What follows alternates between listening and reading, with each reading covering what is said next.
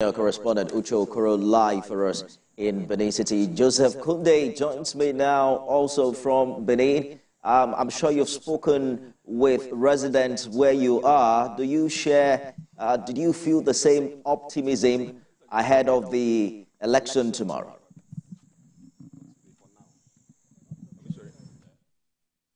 Around, they have in high spirits, very optimistic.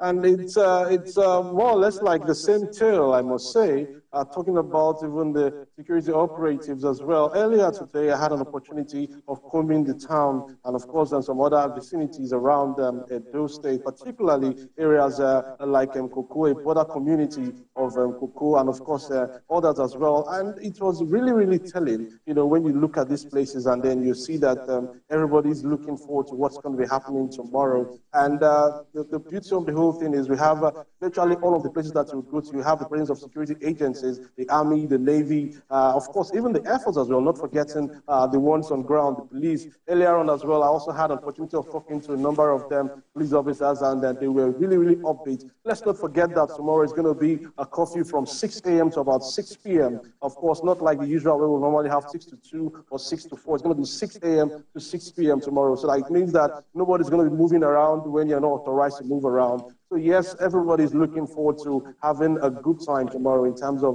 going to ensure their franchise at the polls.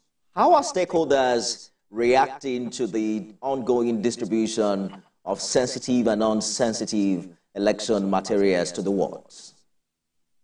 The observers of those political parties, they were right on ground when those things are happening. And yes, none of them had any reason to have any complaints of any sort because they saw the things as they were coming through from INEC to the collation center to other places. And yes, it was a testament of how serious INEC is going about this business of the election tomorrow. And the major thing happens to be the synergy, not just about the military, the security now, but even the political observers as well. And in fact, you'll be wondering, are these things from the same political party just because of the way they are flowing? It just shows that this is something that everybody, particularly political parties and electorates, are really looking forward to this time around. Remember that Edo State they have their own share of having issues when it comes to elections. That's why, obviously, we're having an off cycle. So they are trying to see how they can get things right. And the mood and everything that I can see in the state, I can tell you that, yes, it's going to be great tomorrow.